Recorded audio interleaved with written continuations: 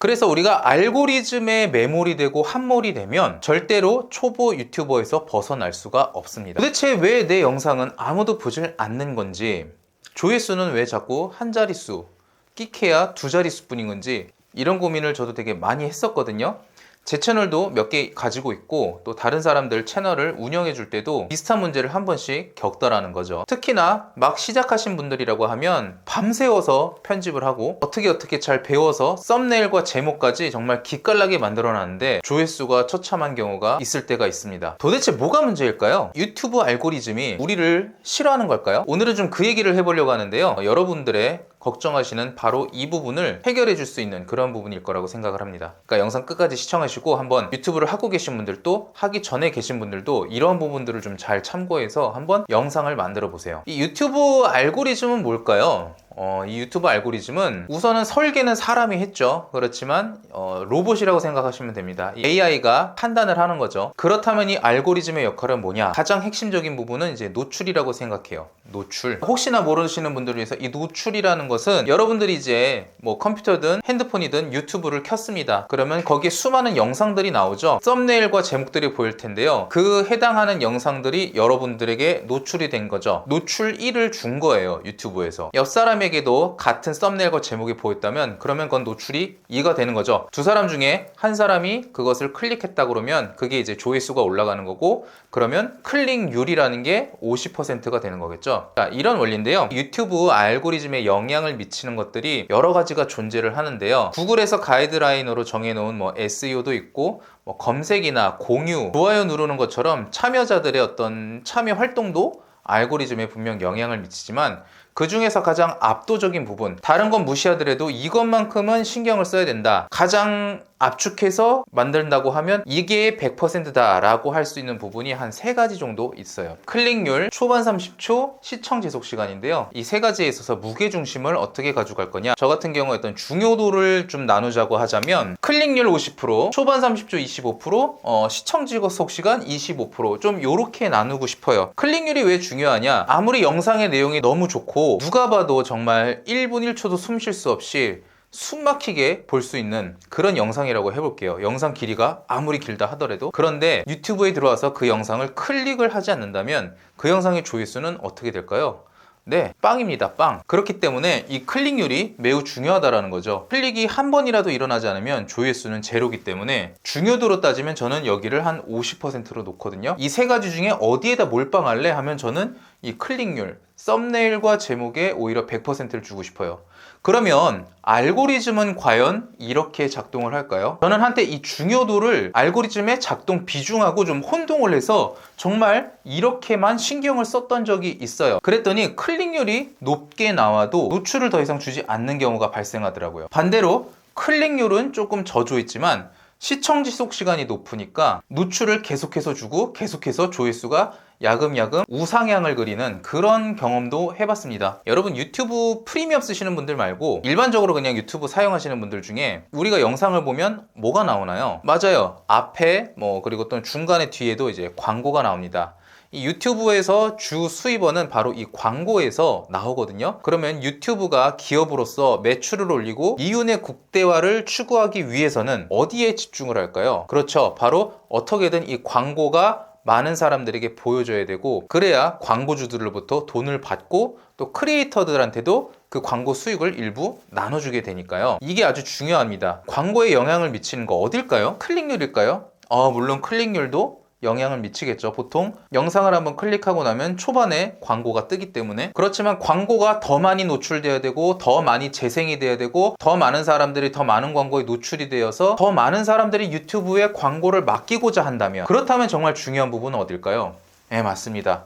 시청 지속 시간이에요. 시청 지속 시간이 길면 길수록 더 많은 광고에 노출이 되고, 그것은 꼭 구글, 유튜브의 수익으로 이어지기 때문이죠. 그렇다면 유튜브에서는 어디다가 가산점을 더 주게 될까요? 클릭률일까요? 시청 지속 시간일까요? 네, 시청 지속 시간이 된다는 거죠. 그러다 보니까 이 초반 30초와 시청 지속 시간이 제법 비중이 세지는데요. 제가 이제 지금 말씀드리는 거는 어떤 오피셜한 것도 아니고 정확한 수치나 데이터가 있는 건 아니지만, 제가 경험상 이렇게 해보다 보니까 클릭률은 알고리즘에서는 대략 한 30에서 40% 정도 영향을 미치는 것 같아요. 그리고 이 초반 30초와 시청 지속 시간을 다 합쳐서 말씀드릴게요. 얘도 대략 40에서 한 50% 정도 영향을 미친다라는 거죠. 그 외에 알고리즘들이 있습니다. 검색으로 인한 유입이라든지 외부 링크로 어떻게 됐느냐, 뭐 사람들이 공유를 얼마나 해주고 뭐 좋아요를 얼마나 눌러주고 등등, 이게 다 합쳐서 대략 한 5에서 10% 되는 것 같아요. 결국에는 우리가 알고리즘의 선택을 받았다, 알고리즘의 선택을 받지 못했다, 이 말은 어떻게 보면은 반은 맞고 반은 틀리다는 거죠. 알고리즘이 노출을 10만을 줬어도 클릭률이 만약에 1%라고 한다면 조회수는 1000이죠. 유튜브가 노출을 1만을 줬는데 클릭률이 높아서 15%다. 그러면 이 영상의 조회수는 1500입니다. 이 경우는 100만 구독자를 갖고 있는 유튜버, 이 경우는 이제 막 시작한 구독자 10명짜리 유튜버라고 했을 때 알고리즘은 어느 영상을 더 밀어주려고 할까요? 바로 이쪽일 가능성이 높죠. 계속해서 제가 드리는 말씀은 뭐냐 하면은 알고리즘을 탔다고 해서 조회수가 올라간다는 게 아니라는 거예요. 조회수는 누가 만들어줘요? 알고리즘이 아니라 바로 시청자들이 만들어주는 거예요. 지금 제 영상을 보시는 여러분들도 제 영상에 조회수를 만들어주신 거죠. 뭘 통해서? 클릭을 해주시고 영상을 계속해서 시청해주시고. 그래서 우리가 알고리즘에 매몰이 되고 함몰이 되면 절대로 초보 유튜버에서 벗어날 수가 없습니다. 그렇다면 사람들이 클릭하게 만들고 길게 보게 만들고 하는 방법이 정말 궁금하시겠죠? 그걸 설명드리려고 하면 이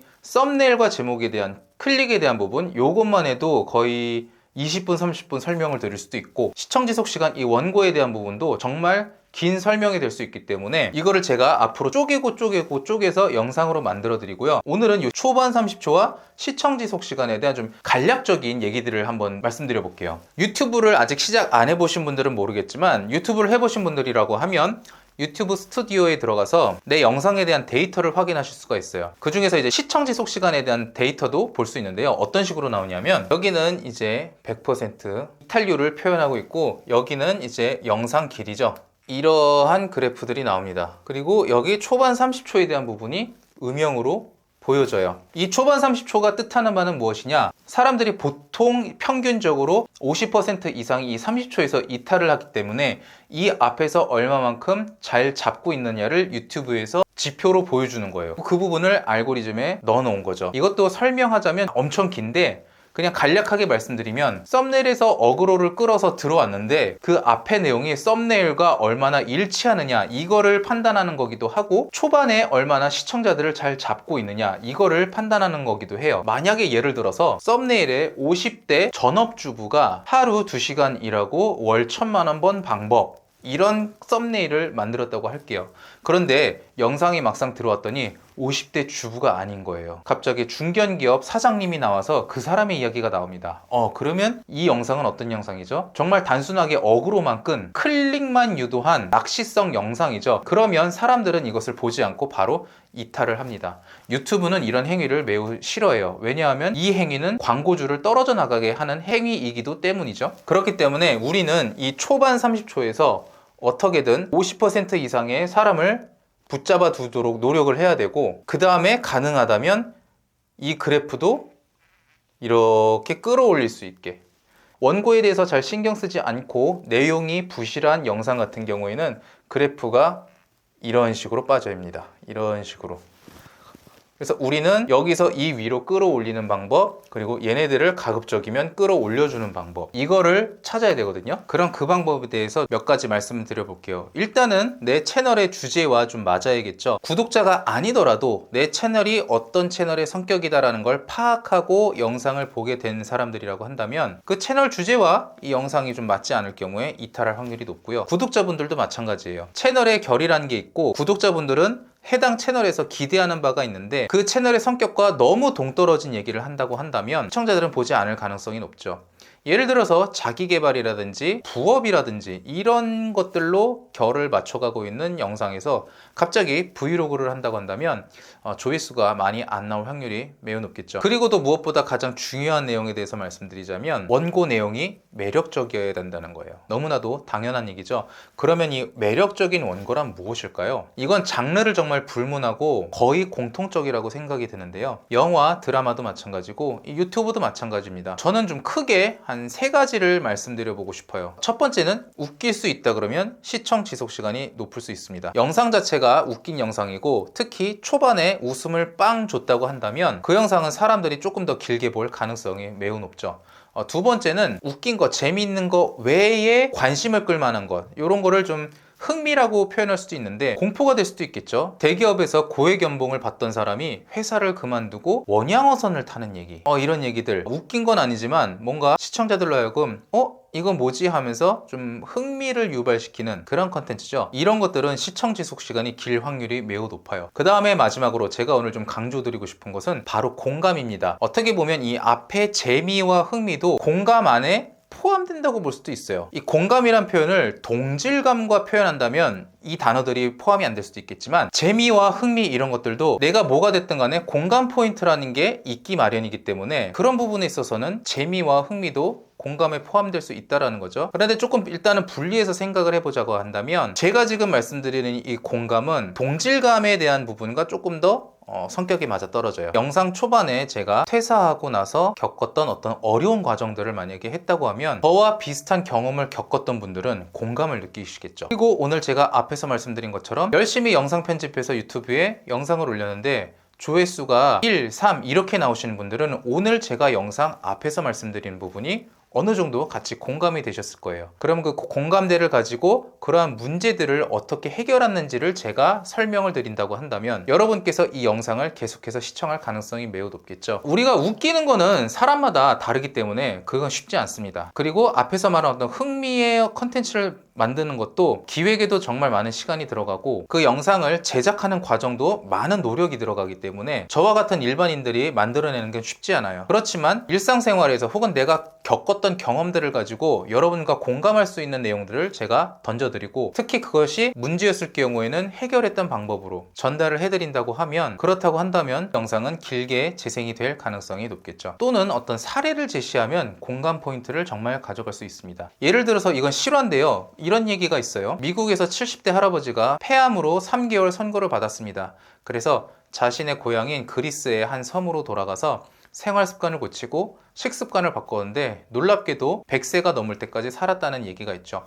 이런 얘기를 좀 재밌게 초반 30초에 풀어 쓴다고 한다면 건강과 또 장수에 관심 있는 분들에게는 공감을 자극하는 포인트가 되겠죠.